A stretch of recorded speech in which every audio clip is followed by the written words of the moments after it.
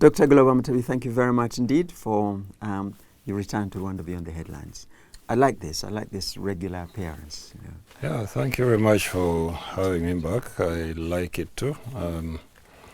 I've always been wishing and hoping for conversations of this kind to happen more often. Brilliant. Because Okay. we don't talk enough about ourselves and the context we live in. We react to what others are saying about us or where we live. But we don't initiate the conversations, and I hope that we can do that more often. Good. Well, let's take from there. Let's take a cue from that. And we're going to talk about the Rwandan elections. But before we get to it, let's look at the overall context of these elections. We're going to get there is almost two things going on here that are completely divergent. There is what's going on in Rwanda and the Rwandans' feeling about their elections, their campaigns, the way it has gone, the way they expect, what they expect from it. And there is this quite separate onslaught from outside Rwanda that does not seem to take cognizance at all of what the Rwandans thinking and saying and what they do. So I want us to look at that a little bit later. But before we get to that, I mean, the context, I want to put to you this context from your perspective as a political scientist. Politics, to me, seems to be similar to a society's culture. It is the way that people devise how they're going to run their lives, how to going to govern their societies. And like culture, it has to be organic if it's going to work. If it isn't organic, it is detrimental to that society. Now, what seems to have happened, or what seems to be happening in Africa, is that we have something that's transplanted from elsewhere, an organic process from elsewhere, and it's transplanted in Africa. And I want to suggest to you that one of the reasons why politics in Africa generally doesn't seem to work is precisely because it is inorganic, and the body politic, as it were, is rejecting that transplant. Yeah, I think what doesn't work, or what doesn't seem to work, is not politics. What doesn't seem to work is how we approach politics. The mechanisms and the instruments we are trying to use to manage or structure politics in our own societies. And as you said, these have been transplanted from outside and superimposed on societies that were not prepared or did not even understand how these things are supposed to work, will understand them enough. I always struggle with this. We like parliaments, we like the structuring of politics around government and opposition. We like the modern court systems that were brought to us and left to us. We like all the paraphernalia of politics that were brought from somewhere else because they worked there. I mean, I think that one thing that we need to appreciate also is that the people who brought these things didn't know any better. They didn't know anything different. These are the things that had worked in their own societies. The things they found here were not things that were very familiar to them or that were familiar to them at all. They were not willing to learn. They were not willing to consider the things they found here as even remotely workable. They were very dismissive immediately of what they found here. And so they brought what they understood from their own societies, because that's what they understood and that's what they could work with. And then they come to us who have no ability to question what they are giving us. We have no ability to resist it. So we embrace it. Then, of course, we have a few of us who then go and get formal education, go to universities in the West, learn about these things, and then we decide that the way to be modern is to mimic what the other people are doing, because we go to their societies or we look at their societies and we admire them. And for some reason we decide that everything that belongs to us is really not good enough or is inferior. We want to be like those guys.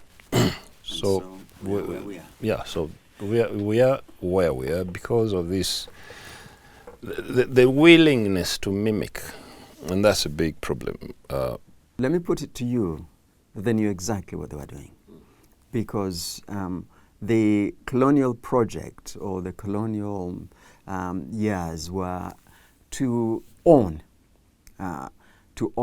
the societies that they found, to own everything so that it worked for what was popularly known as the mother country. So they inculcated into people's minds this idea of the mother country. Everything had to look to their countries as the benchmark. So you could not have anything competing with quote unquote the mother country. Anything that they found, whether it's better than they brought, or whether it was worse, or whether it was the same, had to go. So I want to suggest that the physical ownership, the physical colonization, went hand in hand, or actually, in fact, was preceded by the mental colonization, and it is what Africa continues to suffer from, which is why those who are supposed to be educated are the ones that are hugely responsible for this transplant of systems that actually shouldn't work. And education is supposed to get you to question things. They don't question that. And they say, look, this is how this society has worked. So, and they worked organically. So therefore, let's also be organically. So I'm trying to suggest that this was a huge success of mental colonization. It was. I would like to use two examples to illustrate this. And, you know, when I was a graduate student, I decided to look at the history of local government or local administration in Uganda. Because the subject I was studying was the very far-reaching reform of local government in Africa following the collapse of the Soviet Union and following the introduction of multipartyism. So we were given a prescription for how local governments should be structured and how they should be run. And again, this is coming from outside. Here I am, young student in Europe. I listened to this carefully during my lectures, and something tells me there's something quite wrong with the way these discussions are proceeding. And I think everything I'm being told as I sit in class and listen to my lecturers doesn't seem to tally with what I know. I mean, having grown up in Uganda, having grown up in Africa, I knew exactly how my society worked.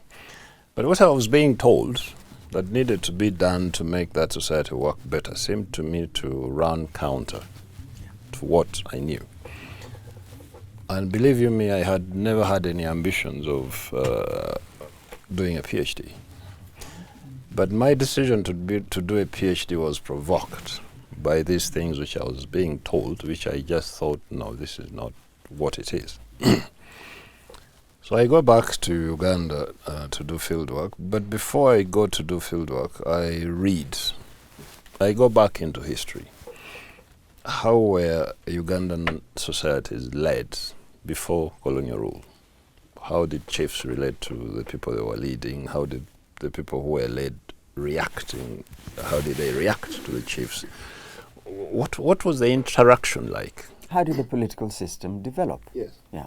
So I went that far back, and then I came tracing through the pre-colonial period, through the colonial periods, and then I'm looking at how the systems that predated colonialism were systematically destroyed.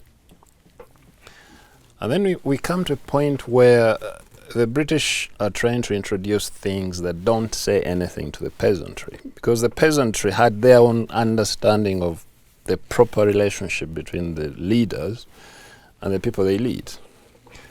They understood their system. They understood their system. Now, I got this book written by a British anthropologist, John Beattie. John Beattie had studied the attempts at modernizing local government in Bunyoro Kingdom. Now, what they were trying to do is to get ordinary people to elect chiefs. And the ordinary people couldn't understand this whole idea of electing chiefs. And they were saying to the British, we have never had, we've never elected our chiefs. The king gives us chiefs. We are not the ones who decide who becomes chiefs. And so, because the chiefs were selected by the king and appointed to become territorial chiefs, it meant that that led to a very particular kind of relationship between the chiefs and the people they led. In that the chiefs came in from outside. And so the chiefs did certain things, but there were things that they couldn't do. I'll tell you something that the British completely misunderstood, which, I mean, for me it was like drama. So the British come, they find that when peasants grow food, they harvest it and they give a portion to the chief. Like, this was how society functioned. Now, the food that was given to the chiefs was not eaten in its entirety by the chiefs. Now, this food then went into what became the local food reserves. Now, whenever there was a famine, or whenever there was a drought, or whenever there were instances of crop failure, the chiefs would redistribute this food. They would give it back to the community. Now, the British come and think that this is corrupt. Why are the chiefs obliging peasants to give them food? Why can't the chiefs grow their own food? What they don't understand is that they're distorting. They're distorting an age-old institution that is almost like modern-day social security. Right. Now, the peasants resisted this thing of, don't give food. They knew the purpose of this. Yeah. But of course, the colonial government was a powerful actor, so they went ahead and did what they did. And this, for me, made me think, yeah, this is precisely what happens. Well, here we are, you see, and I go back to this in that it wasn't a lack of understanding. It was a determination to change the nature of the societies that they found so that those societies can serve the colonizing nations. That was the project, and that, in a way, continues to be the project structurally. And where I think, without going too much into that direction, where I think the British are particularly good at this, and when I say this, a lot of Africans go mad because they think I'm congratulating colonialism. But you've got to look at the thing. If you look at the thing objectively, the British are very good at this in the sense that they have that intent, but when the times change, then they slowly tweak that intent, which means that it stays. You bend with the wind to keep your hand, to keep your control. So, but let's again, your themes could be. Yeah, I wanted to extend my little story a little bit, but when it came to modernizing national government, the educated elite were very quick to embrace what the British were telling them to do. Material gain, mostly. This gave me this idea of the contrast between the uneducated peasant and the educated member of the new educated and the member of the new educated elite. And you could see that the peasant had a very sophisticated understanding of why these things the British were trying to destroy should not be destroyed, why these things should be preserved, because they had meaning. Yeah. Now, we, the educated elite, were very quick to throw away everything that we had known in order to embrace this new thing. We got away with monarchies, we threw away unelected chiefs because now we had to democratize the systems. But the consequences of these rapid destructions of pre-existing systems were so far-reaching that we haven't recovered yet. Okay, so I mean, we could discuss this for days, and we wouldn't be able to come to the end of it. But let me, in a way, put a bit of a comma on it, not a full stop necessarily. By we've just had, looking at the British elections. Yesterday, I think, was the King's speech. Now, the King's speech, of course, until recently, the Queen's speech, it was the monarch's speech, really, is the government's program for the new parliament. Because it is a constitutional monarchy, it is really the government that writes it for the king. But traditionally, the king would come and say, this is what I want my government to do. But now, because it is a constitutional monarchy, really the king is handed a speech by the government, by the elected government, and that's what happens. Now, but the traditions have continued, and I was looking, and anyone can go online now and look at the pomp, the ceremonies, the apparently strange dress, the wigs, and so on. But within a British system, and within British history, within British culture, all of this stuff makes sense. And it is the way that their society is organized, it is the way that their politics is organized, and it works. And it keeps being amended. It has been amended throughout history to get where it is now. Now, what you're describing and what you described, of course, is not just for Uganda, but Africa worldwide, is that all of that was stopped. And they got this transplantation, and so you go into various African parliaments and you find people wearing these wigs. They mean nothing. Nobody knows what they mean, But the way that development is organized within the British system isn't here. Ironically, the best way to copy what the British are doing is to be quintessentially Ugandan or Kenyan or whatever, and look at your own traditions and then develop organically. That would be doing what the British did. But I go back to the point that I was trying to make, which is essentially that the colonizers decided that would not work for them, because essentially it means independence. And now I want to bring that back to the Rwandan context, so we can go on to the elections, which is what the Rwanda Patriotic Front, the RPF, seems to have understood. Yeah. And they, as we discussed last time you were here, they understood that you couldn't throw everything away because it would be impractical. But on the other hand, you need to change these structures, and the best you can root them into the culture and the history of the nation, and bring the understanding, the knowledge of the people with them. So we have this politics, which you prefer to call the politics of consensus rather than consensual politics. And it is important to say how that came about. We have what the Urugwiro meetings were, and you can explain all of this. For a year plus, the entire Rwandan nation, whether it's in Rwanda itself or elsewhere, is invited to a conversation, to a consultation. What are we going to do now to move forward, to restructure our nation? And that's where it comes from.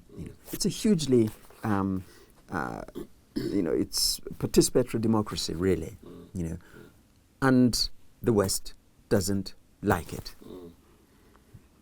Yeah, I think that one of the things we have really to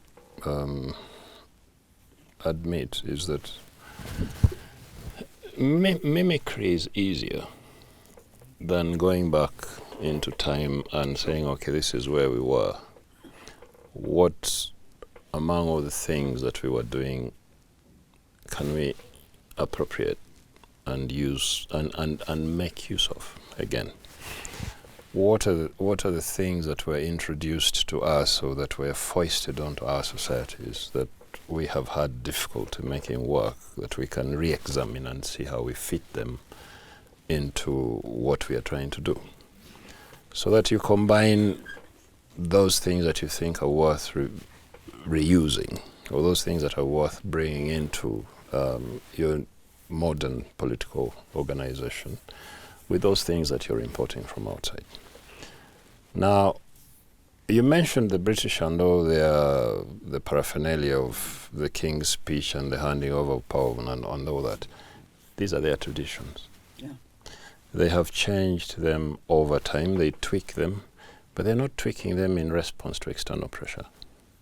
They're tweaking them in response to their own needs as they change. The needs change, things get tweaked. Nobody is pressurizing them to do it. For us, we are unfortunate in that we are always being pressurized to do things, whether we like them, whether we understand them, whether we realize their importance or not, we are under pressure to do those things.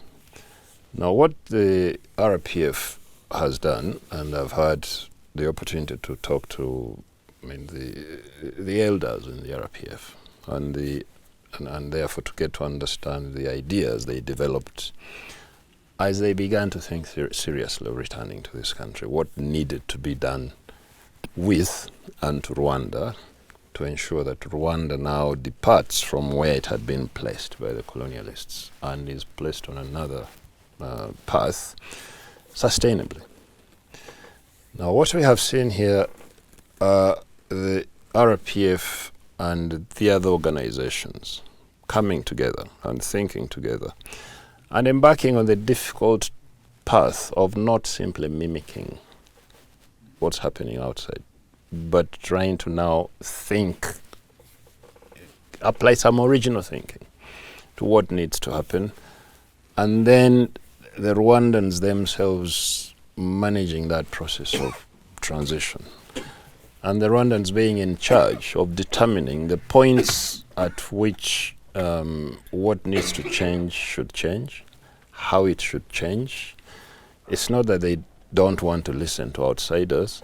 They will listen to outsiders, but ultimately they want to make the decision. All right, let me interrupt you here and there, because can we say categorically that what the RPF has done is pretty much wrest everything from the colonial structures and begin to introduce an organic system, a political organic system, which is why things work in Rwanda in a way that they don't work in a great many other places?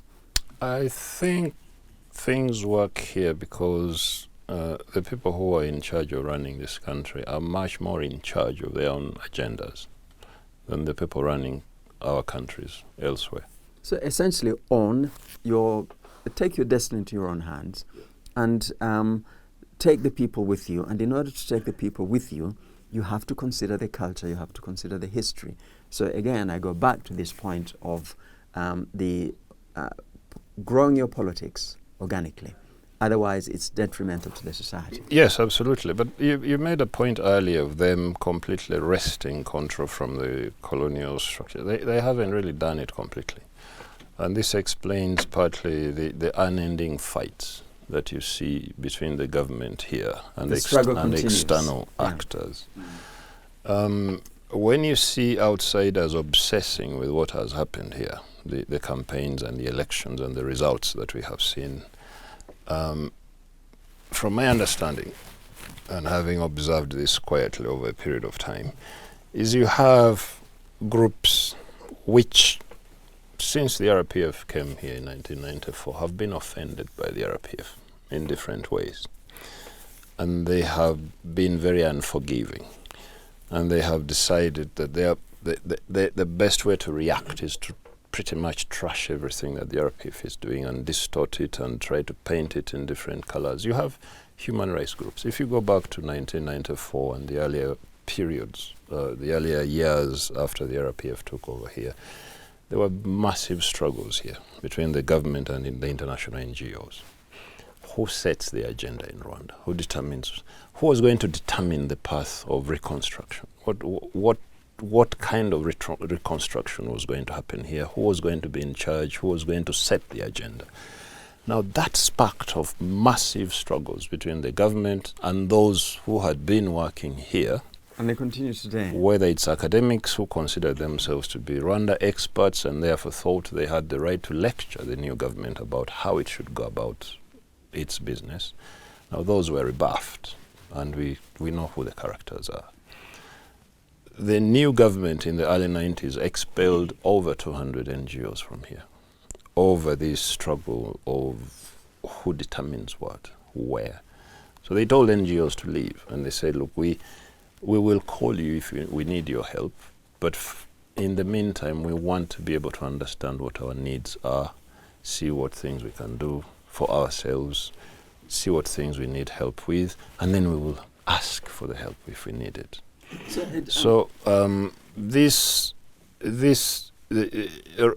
Rwanda hasn't been able to free itself completely or to take charge completely. What you see points to an ongoing struggle. Absolutely. In a way, it can't. And it's always going to be a struggle. The NGOs have not forgiven.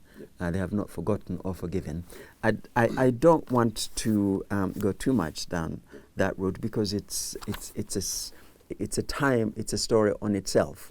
So maybe we can do that again the next time if we manage to get you to find the time. So I want to look at the elections themselves now. You know, so anybody who looked at the campaigns, particularly the RPF campaign, three of them, three candidates, but particularly the RPF campaign, some themes were there from the very beginning. In a way, Paul Kagame as a candidate was in an unusually enviable position. He was running on an extraordinary record. He wasn't really asking for votes. The moment that he said, I will stand as a candidate, he really had the votes. Because, you know, people were anxious to say, we want to continue what we've got. And we know who will help us continue with this. So it was almost a relief when he said, all right, I will stand as a candidate. So when he was campaigning, he was really looking far, far ahead. It is interesting that as one of the people that the West likes to lionize a great deal is Victoire Ingabire. I was struck by the fact that she said during the campaign that Paul Kagame was simply looking at the past. He was doing the opposite. You know, he was looking over the 30 years and saying, this is where we have got to. Now, looking at where we need to go, this is what we need to continue, and this is how we need to continue it. And of course, you're saying, look, the RPF has got us there. So he was looking at nation building. He was looking at the young people especially. The number of times, if one goes in and counts the number of times, he says, especially you young people, we'll find that there's a lot of times because he's looking at continuity. So this was a political campaign like no other, I think. Yeah. First of all, I will agree with you. And when you say that he wasn't actually campaigning, and some of my friends, whether it's from Kenya or Uganda, were asking me, what's the point of this whole exercise?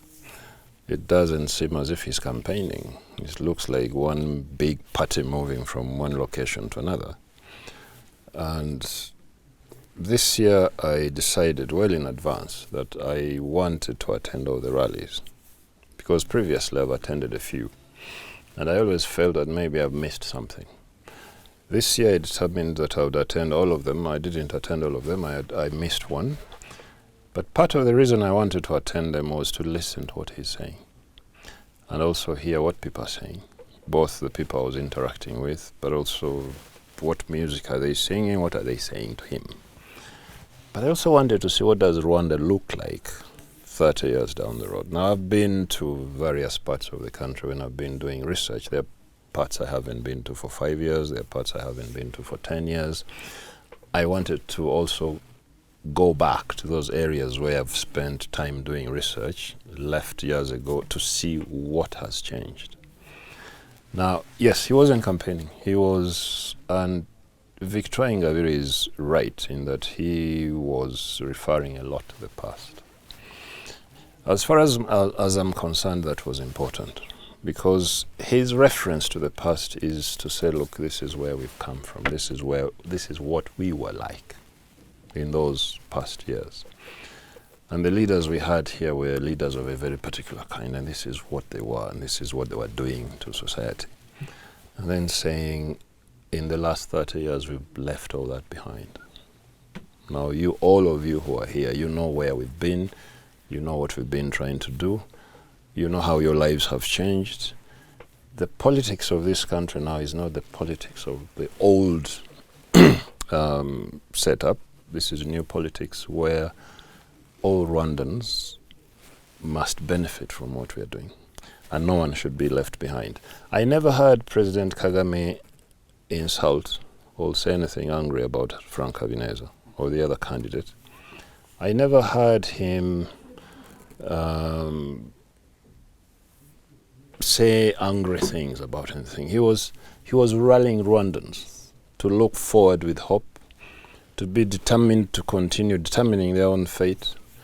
He was calling upon young people to step up and recognize the responsibility they have, which is to preserve what has been gained, but also to take the country forward and achieve those things, those many things that still need to be achieved. Sometimes quite directly, he was saying, young people, you have to protect what is yours now.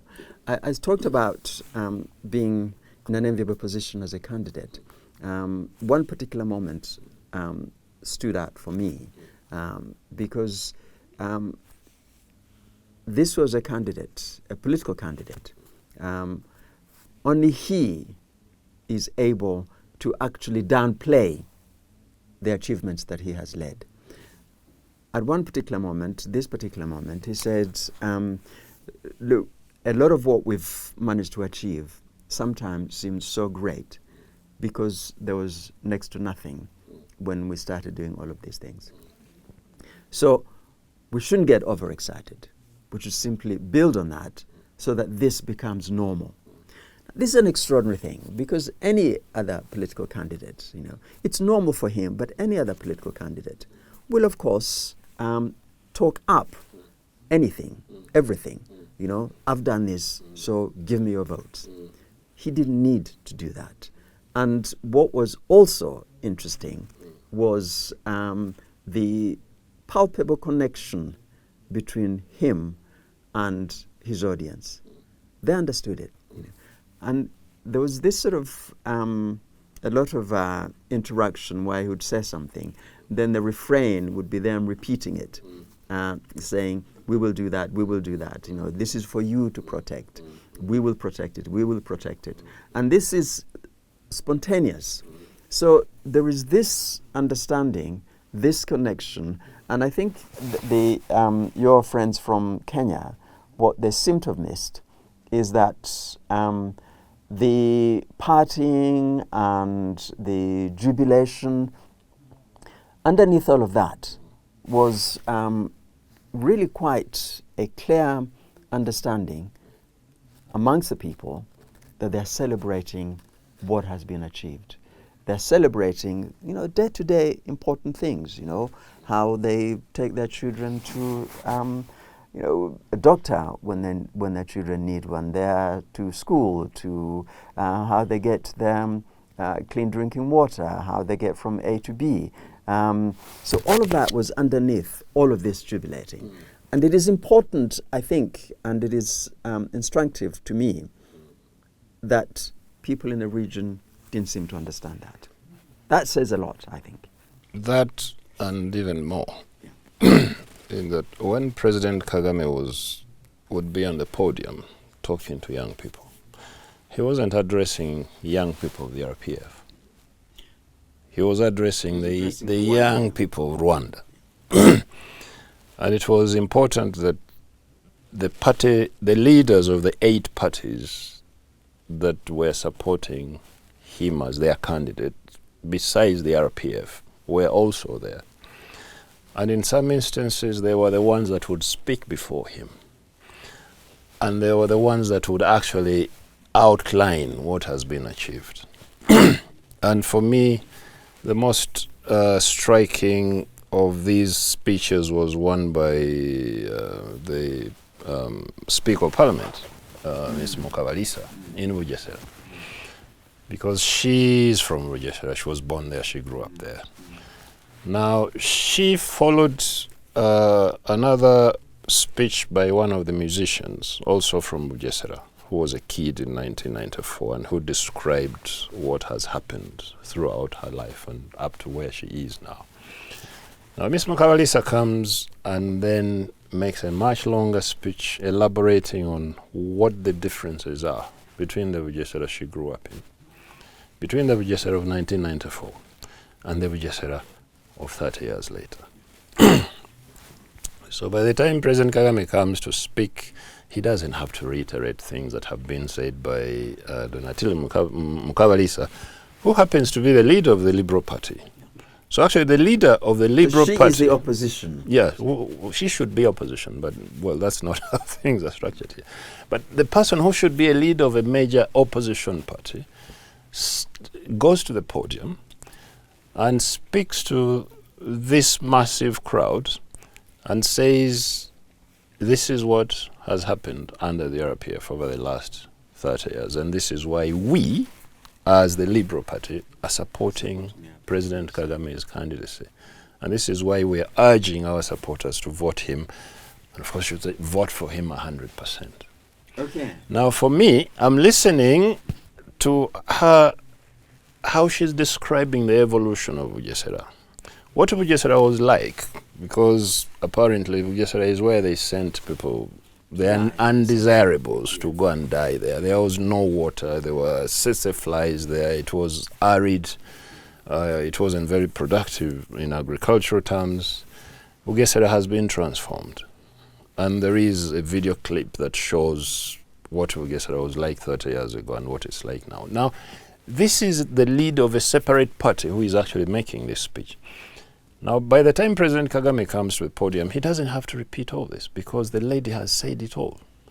So President Kagame then spends the next 30 to 40 minutes talking about what needs to happen from now and how this has to be a collective effort and how what has been achieved has been a collective effort. He thanks the 8 political parties that are supporting him and reiterates that what has happened has not just been his work or the work of the RPF, but work that is coming out of a collective effort of Rwandans, and how going forward no Rwandan should be left behind. Now that's Bugesera. When we were in Musanze, and now I say this as somebody who comes from a context where we really like adversarial politics. We fight and there's tear gas and shooting, and politicians always make angry speeches, insulting each other and saying all kinds of nasty things about each other. So President Kagame says, he thanks again the parties. The other parties, introduces the party leaders and says, these parties that are working with us, I would like to thank them for having joined us in this partnership to take our country forward together. And then he says, but of course there are parties that don't support us. But you should treat them as fellow Rwandans because they also have a role to play. Now that for me was very important because I don't hear these kinds of speeches elsewhere. You made the point that he at no point did Paul Kagame say anything disparaging about other political parties. Actually, quite the contrary, as you say. He made a point of saying this isn't an RPF journey. Yeah. This is a Rwandan journey. Yeah. And please thank the people that have stood with us in driving this journey forward. And what is, I think, really important here again, I want to go back to this organic politics and the taking into account the culture and the history and the elections that the British have just had. These adversarial politics in Britain do not lead to people throwing tear gas and doing all of those things because they're within a context. So transplanting those onto, say, Uganda, Kenya, or elsewhere, or Nigeria, whatever, isn't going to work because they haven't got that organic growth. Yep. It's a little bit like trying to transplant an organ into a body without checking first whether or not it's compatible.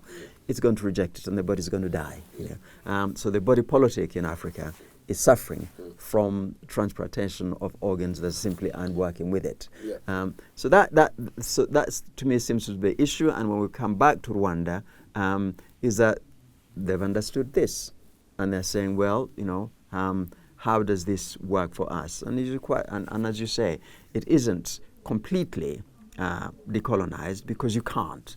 It's impractical to throw out everything else. So, but they're finding a way of doing that. Yeah. There's one thing that on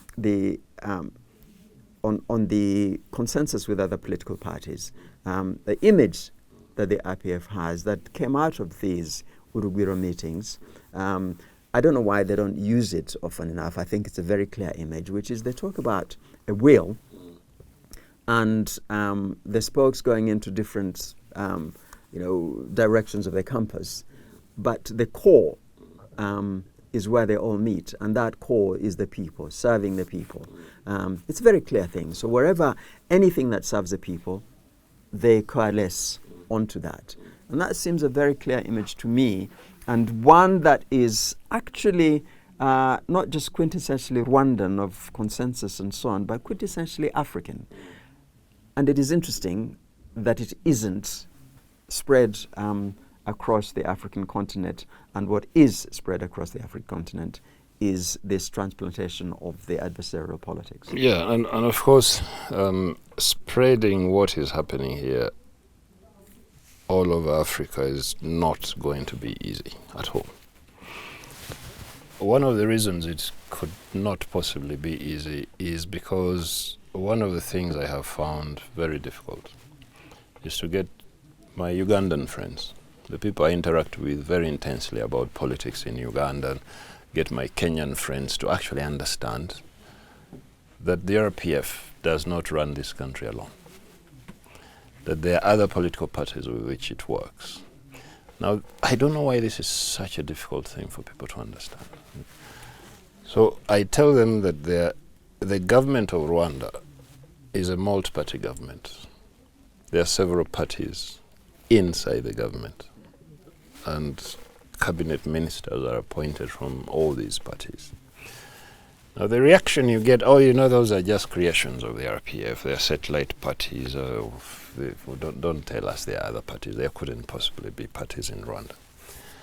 Now when I say actually they're not, and I show them a list that shows the party and which year it was founded, and I actually demonstrate to them that some of these parties were here before the RPF took power. Again, they minimize that and dismiss it and say, oh, well, yeah, the RPF has just co-opted this, because how can you have an election where there is no any antagonism? Where is the competition? And I tell them there isn't the competition that you're looking for, because politics here is not organized that way. Politics here is organized to maximize consensus and to minimize dissensions and fights. The leap of the imagination to say that this country can find its own way of doing politics, its own way of doing democracy, and let's emphasize that it is very much a democratic system, is almost a bridge too far for most Africans, it seems. It's very difficult to understand because we have a template, and a lot of us have been working with this template since, all our lives. When we have been in school, we are taught that democracy works in a very particular way. There is a formula, there is a template you follow, and if it's not this, then it possibly can't be democracy. Now, the newspapers we read, whether it's local newspapers or international newspapers, the TV channels we listen to, the radio channels we listen to, they are all drumming into our minds this same message. Now here comes small Rwanda, which is trying something different. And people have such difficulty trying to understand it because it just doesn't fit what they know. And then on the other side, you have international media, NGOs, which are constantly hammering it and distorting things and misrepresenting. And then here you are, you think you've done all your, you've made all your efforts to try and understand how the place works, and you think you understand it, but you can't explain it because people's minds are so blocked. All right, blocked so onto this template. Okay, you bring us nicely onto the other, where I began, the other, I don't know whether we can call it interference or the other vision of the Rwandan elections, and that is the Western opinion, the opinion coming from the West. We've only had partial results, and they are, as anybody who observed Rwanda over the last few years would have expected. The RPF won handsomely. And yes, 99+% seems huge, but actually there is a logic to it if you look at the country properly. And if you look at the political system properly. So now we have the West saying it isn't as we divined it ought to be, therefore it is not democratic. We're now stuck in a position where, the most powerful hemisphere has said anything that isn't what we say, anything that isn't structured in a way that we say it ought to be structured, isn't valid.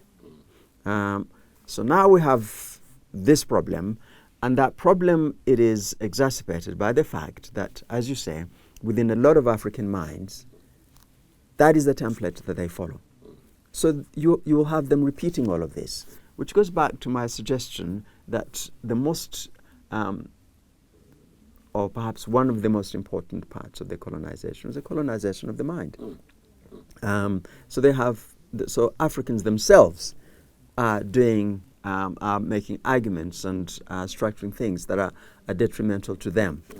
They look at what is happening in Rwanda and they revolt against it because it is actually what would make their own political systems become different, become organic, and therefore at odds with the colonial system.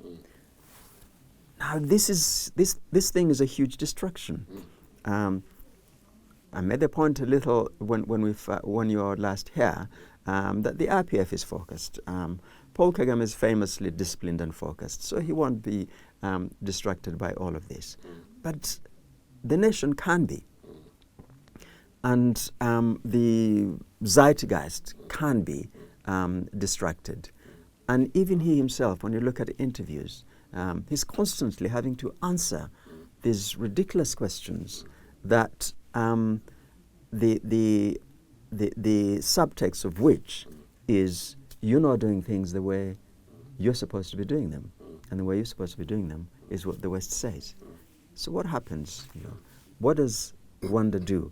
Rwanda cannot turn its back on the world, but on the other hand, it can be distracted. So what does it do? You said earlier that the RPF won or something to that effect. I look at the recent elections in two bits. There is the 99.15%, the presidential outcome. President Kagame won by that. He won that massively. This was a vote for President Kagame, not the RPF. Because what the other 8 parties that joined the RPF to support his candidature were telling their supporters to vote for, not the RPF, for President Kagame. Even some of the songs that were being sung on the campaign trail, Dora Kagame, Tumutori, and Zud, they were focusing on the individual. So the presidential vote is a vote for the individual, President Kagame. In a way, if I may just interrupt very quickly on this, it is a natural process. It would work in reverse. And if we look at one of the difficulties that, again, looking at the recent British elections, I'm looking at the British elections because they're the most recent in the West. One of the things that the new Prime Minister, Sir Keir Starmer, had to struggle with is that he wasn't charismatic enough, he wasn't, and there was a constant worry that this would affect the vote tally in the end. It didn't in the end because of many other factors. But it would have been a factor, it could have been a factor. So my point is that the individual always matters. It's similar to what is going on in the United States. But it doesn't necessarily mean that people are not thinking of the political party, the philosophy which this individual to which this individual belongs. And I think that if President Kagame had been a different character, a different individual, you still get a huge vote because he represents this achievement, this philosophical achievements of the RPF, this politics of the RPF. Yeah, no, Vincent, I would still insist that as I was on the campaign trail, I could see that people seem to make a distinction between President Kagame and the party. Yeah. And I would still insist that the 99.15% is for the individual. Yeah. Because there's no getting away from that. The RPF has a candidate, but this candidate is also the candidate of the other parties. Now, if you contrast that with the outcome of the parliamentary elections, you see that the RPF comes to 62%. And then the other parties get 9%, 10%, 5%, 5 point something percent. Now, the indivisibility of the presidential vote is that all the major parties wanted that vote to go to this individual. Now, when it came to parliamentary elections, some of the same parties that were lining up behind President Kagame for the presidential elections then went and competed with his party for parliamentary seats. Yeah. And so you can see that while President Kagame scores 99.15%, the RPF then comes to 62%. So the vote for the RPF, which is competing, again, if you compare what the RPF scores, 62%, I think the second party is in 10 point something percent. Still, it's a massive win for the RPF. Yeah. But I've been trying to use this to demonstrate or to try and explain to my friends who don't live here to actually realize that the 99% is not shocking. It is shocking if you don't understand the context and how the context works and how parties are aligned and how parties are campaigning. Now, if you understand why the RPF is scoring 62%, and I think that's because other parties are competing with it for those seats, and why President Kagame scores 99%, because there's no person beyond Habinez and the other and Philip Maimana who is willing to stand against him, 99% is not shocking. Yeah. I mean, we're more or less actually saying the same thing, because I'm saying, yes, the individual does matter, but actually it does not invalidate the fact that the political party matters also. I mean, throughout history, not just in Rwanda, throughout history globally, recent history, it's important individuals. In France, probably it's an unfortunate comparison, but in France you have Charles de Gaulle. So the French have a well-established system, but the personality of de Gaulle will win any election as long as he stands. You have similar individuals in America. You have similar situations also actually in established systems like the British, the Germans, and so on. In other words, you do have, it's in a lot of cases, there are soldier statesmen, which is what you have in Rwanda. And today, in spite of all the noises and all the rather crude, hackneyed claims of dictator, autocracy, and so on, whether in social media, whether from human rights organizations, and so on, you have this outstanding global political leader. And as I began by saying, he runs on a record, and a record that says to every individual in Rwanda, look at your lives now and compare them to what they were. And every individual in Rwanda, even those who are not doing particularly well, will say, this is what we need, So, and it is, he doesn't have to say his achievement, as I mentioned earlier. On the contrary, he actually plays down the achievement. He, more often than not, has said to people, let's not get over excited about all of this. We've got a long way to go. So yes, as an individual, he stands out.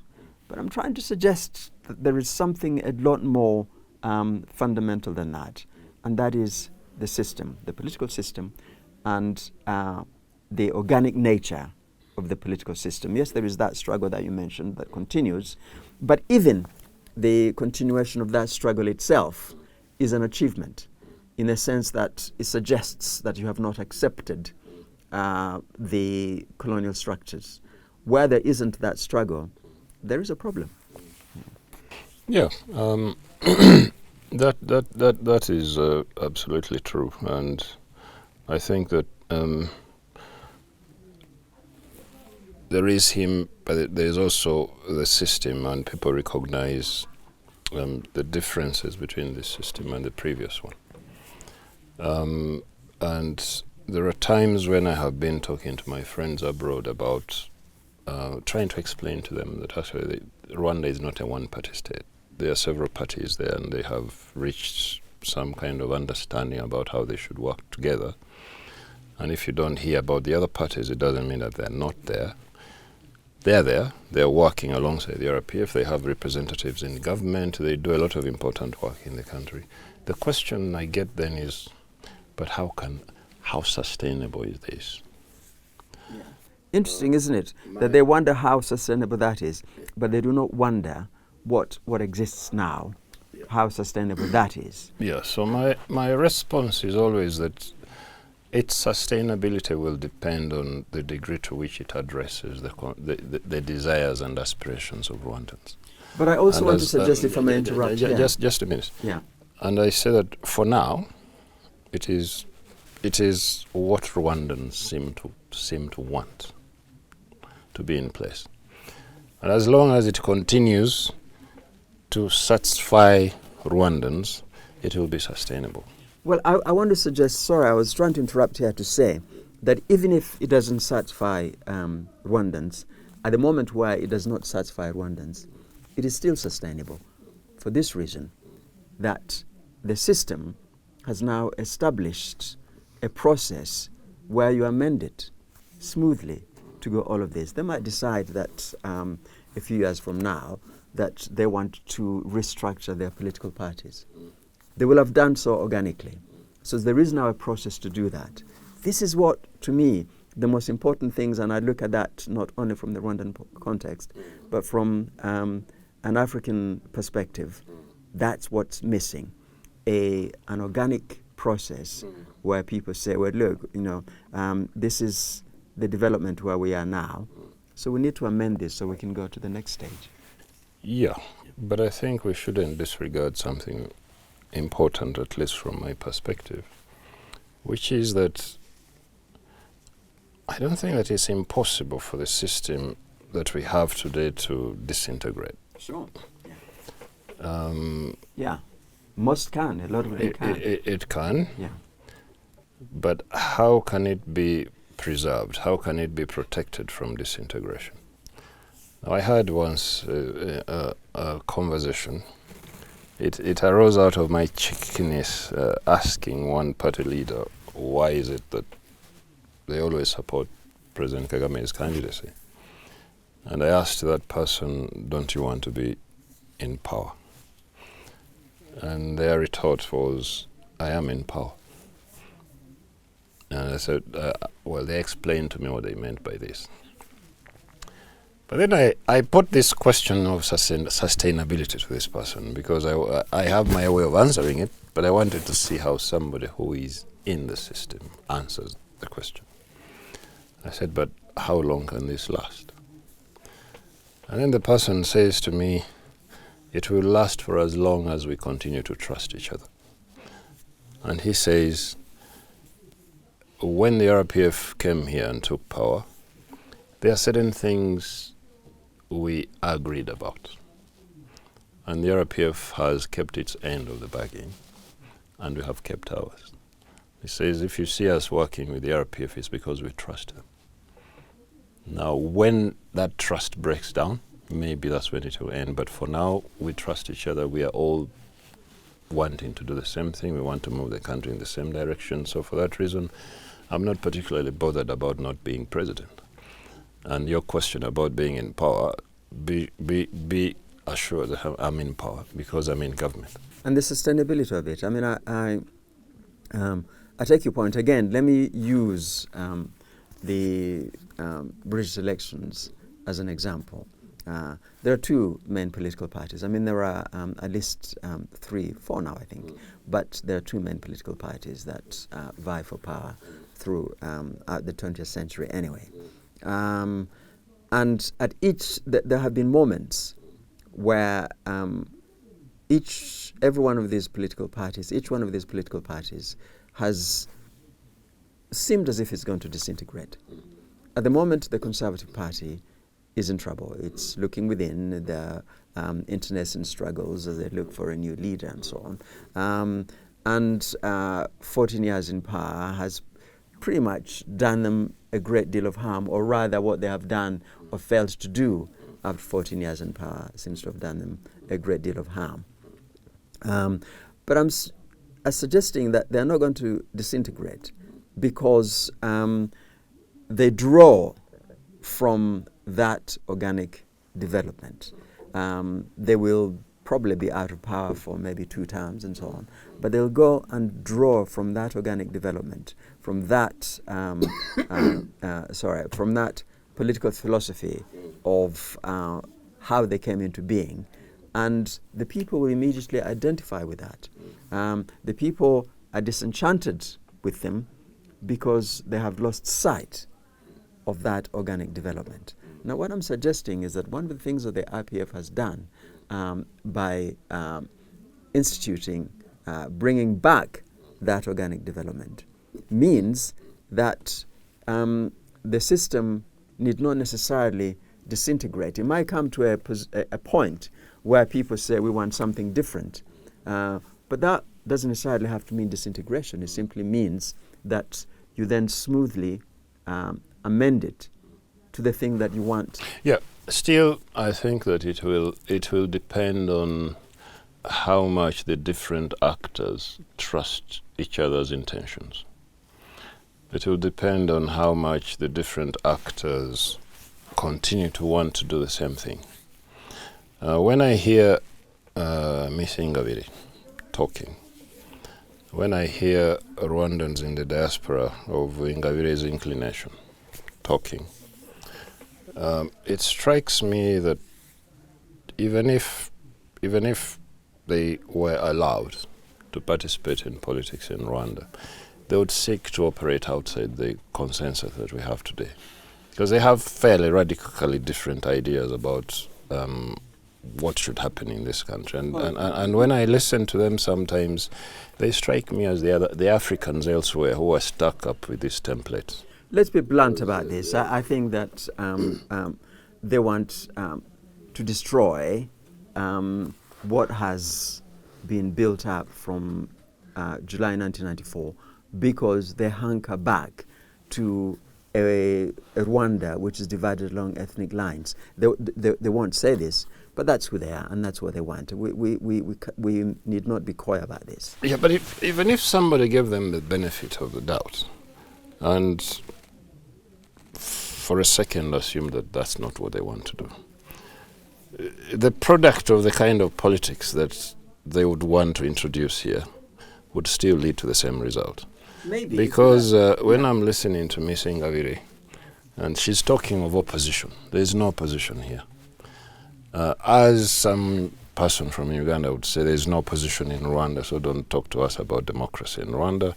As a Kenyan would say, there's no. Are there strong opposition parties? Because when you say actually Rwanda is a fairly democratic country, the question is there a strong opposition?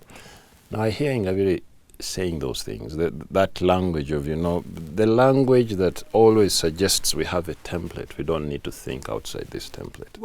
Now if you introduce that template here, it introduces the government opposition politics, the adversarial politics, that then divides society and ultimately lead to a reverse of so many of the gains that have been made in this country. Because the gains that have been made in this country, I always argue and I continue to insist, are built on this foundation of consensus.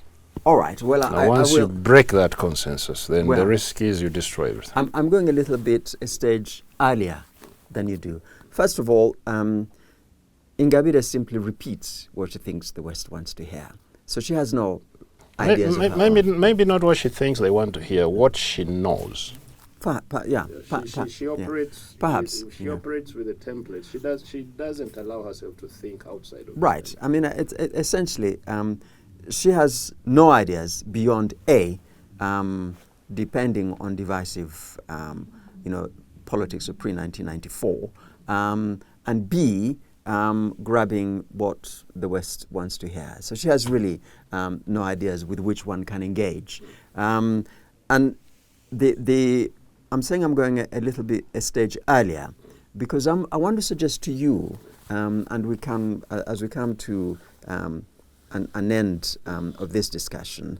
I mean, you're in a special position in that you're native Ugandan, but you're also Rwandan. So you look at these things from both perspectives, regionally and locally. So looking at your combined loyalties of these countries and these systems, I want to suggest to you that even if there was an introduction of adversarial politics, as long as it was rooted within the organic development of the culture and the history of these countries, of these societies, it would work. It would work, but it would work only after a fairly long time of evolution and building. Sure. Yeah. It may not work as well, but what I'm suggesting, it wouldn't be the disaster that it was if it's just simply transplanted. It would be in a way, designed in a way that suits the particular society's culture, the particular society's history, the particular society's development. So perhaps it wouldn't work as well as this other system is working now, but it would be a Rwandan system. Or in the case of Uganda, if they did it from within their culture and their history, it would be a Ugandan system. The problem I'm trying to suggest is that these things, you cannot have a transplanted political system and expect it to work. Yes, I would say you can't have a transplanted political system that you haven't customized and expect it to work. What Rwanda has done is try to customize. It hasn't achieved complete success, but I can see that the efforts continue. The objective here is to customize, build something that is authentically Rwandan. I kind of sometimes pause and think, are they going to succeed against this onslaught that we see coming from outside that's constant? And that's where I always ask the people who are going to take over the RPF, take over the government, are they going to have that determination of Kagame and company, that generation that sat down in Kampala and in the various countries where they were exiled? Well, they all came and converged in Kampala and sat there and thought of what they wanted to do. They came here having well-formed ideas about what they wanted to do. Now, those were their ideas, and we have seen what they have produced, something really pretty exceptional. Now the question is, given the resistance from outside, even from the neighborhood, given the onslaught that we see, that everything here has to be rubbished and trashed and questioned, should we expect that there is a new generation that's coming that's going to take this forward consistently and be as unrelenting in their determination to produce something authentically Rwandan? I put that question to you earlier, so I'm going to put it again. Let's put that question to you as we come to an end, which is you've established something that should be established, which is the politics as organic, as yours, insofar as that is possible. As we established, you can't get rid of everything that is colonial, but insofar as you can, the RPF has done and is doing it. You made the point that the struggle continues. You've looked at the political system. You know the political system. You have basis of comparison with other countries. You're both Rwandan and Ugandan. So knowing all of these things, does the continued onslaught from the West, from the outside, matter that much? Yes, it matters, but does it matter that much? And has the rooting of the understanding that the politics needs to be organic become strong enough so that the Rwanda, whether it's within the RPF, whether it's other political party, will march on understanding that whatever it is, the politics has to be organic and has to be of it rather than transplanted? Has that happened, or is that happening? There are three questions you raised there. The first one, does the onslaught matter? It matters. It keeps people here fairly distracted from what they should be doing. It distracts. And I think that some of the people who do these things are just intent on distracting.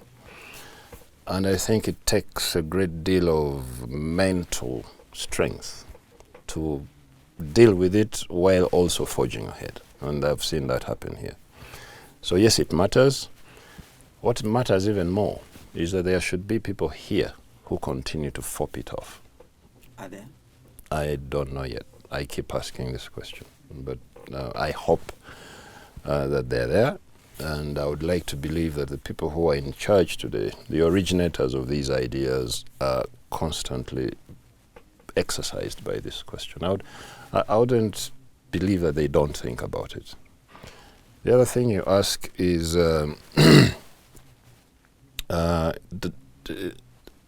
should this organic system, is it important? Is it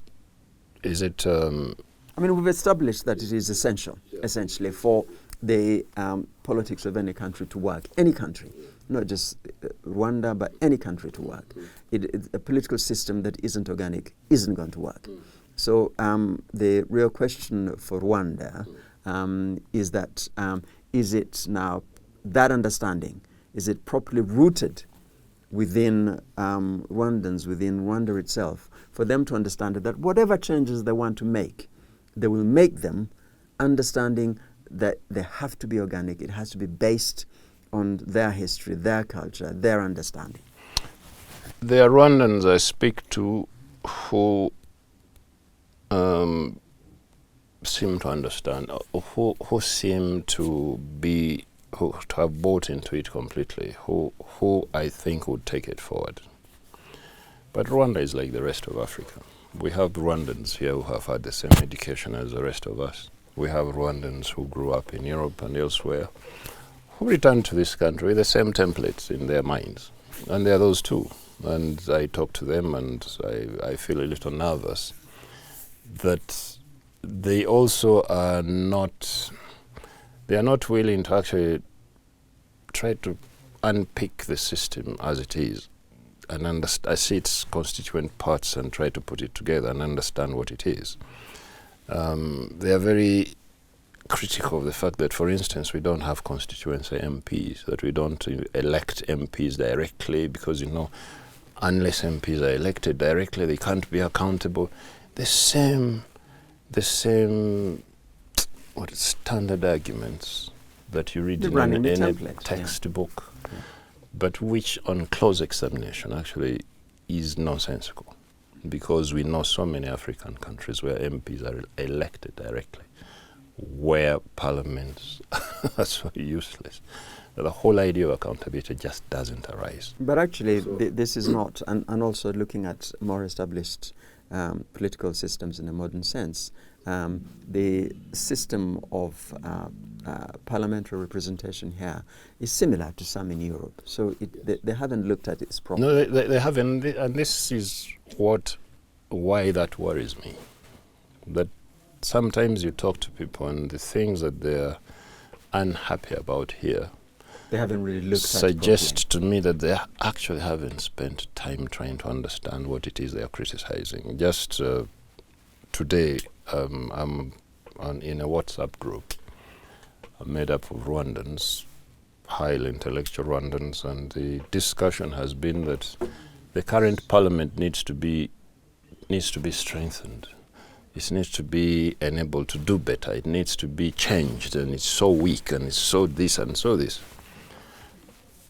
And I'm reading through these comments, and I'm wondering, are these guys saying this because they know that this is true, or is this just ideas flying off the top of their heads? So I posed two questions.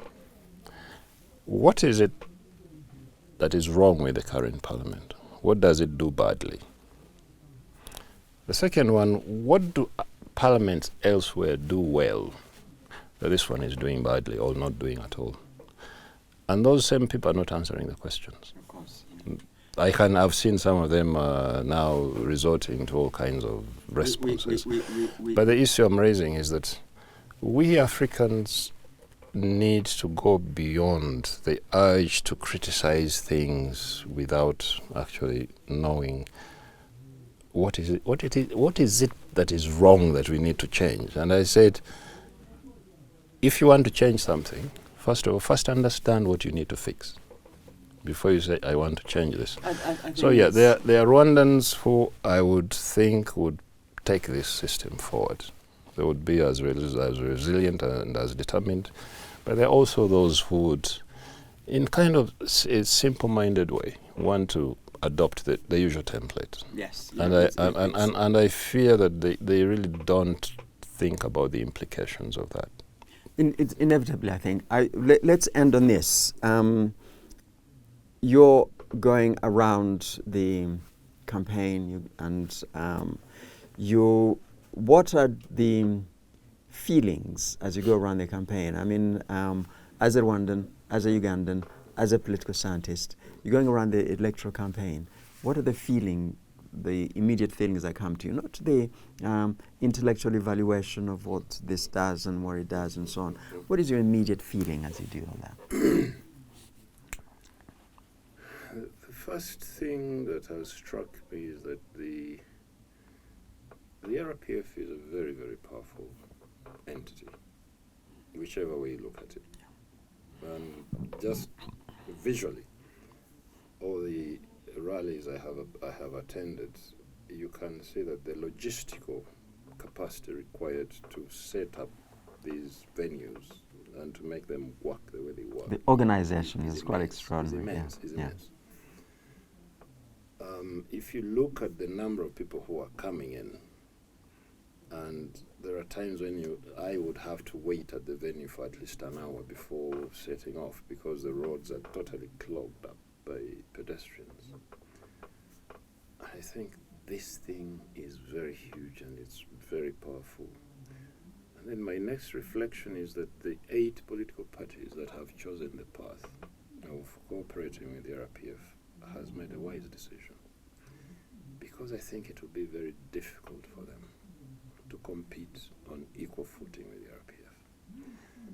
And if they were to compete with the RPF along the lines of the usual template, government opposition, it could only lead to frustration on their part.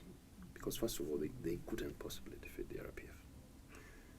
So if we adopted a winner-takes-all system here where we have government and opposition, the RPF would be perpetually in power. These other parties would be perpetually locked out. They would feel wasted. They would feel they're not playing any role. They would become frustrated. And those are the ingredients of dissension. Those are the ingredients of instability, because those who are locked on the outside are fighting to come in and displace these ones. Now, the fact that you have this behemoth, which the RPF is, that is willing to say, we are not going to do this alone, guys. Come and join us. Let's look at this together and work together. I think it's fantastic. All right. And my fear or my foreboding is, are the future leaders of the RPF going to be thinking that way? We're going to leave that hanging there. Will this thing continue? Yeah. Yeah, and then as I drive around the countryside and I see I've seen some very impressive things. I haven't investigated them to know how deep this is, but I've been going around visiting schools, looking at health facilities. I mean, the infrastructure out there is fantastic, really, really fantastic. The roads. I was talking to the guy who was driving me, because I made a point of looking at the wetlands as we were driving around across the country. And I told the driver that Rwanda is the only country I have known where wetlands have actually been deliberately conserved, but also turned into highly productive agricultural lands.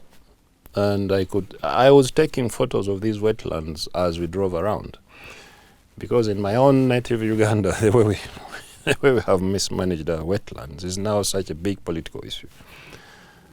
And so